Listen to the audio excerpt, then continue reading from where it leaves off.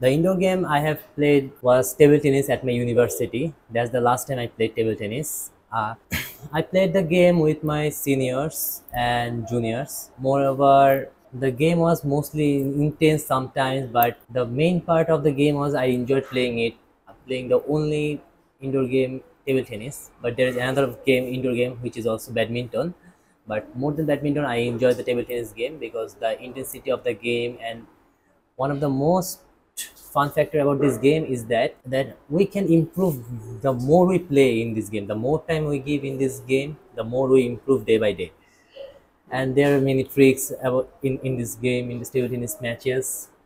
Sometimes the match goes too intense with seniors, like 1v1 matches, challenging matches. Those are really fun at the university.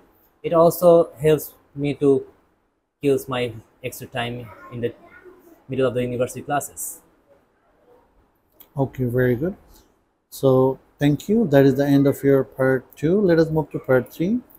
In part two, you just said the cue card, and we are going to ask you a question from the answers you have given. Okay.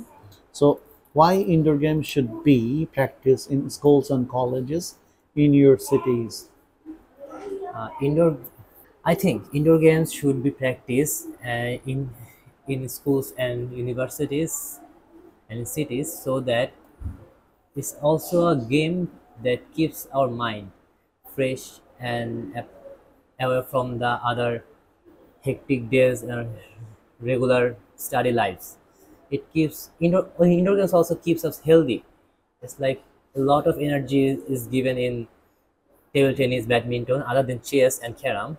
But it also keeps our brain sharp, and most of all, it keeps us motivated. Okay, very good.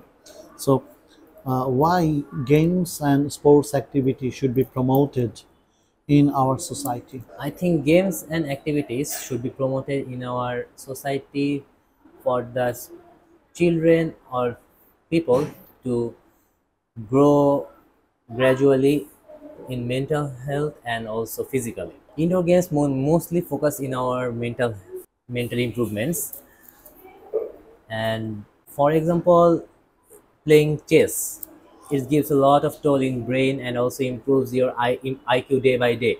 Okay, okay. Let us move to some other part. Do you use social media? Yes, I use social media. Okay. So what is the negative impact of using social media in your country?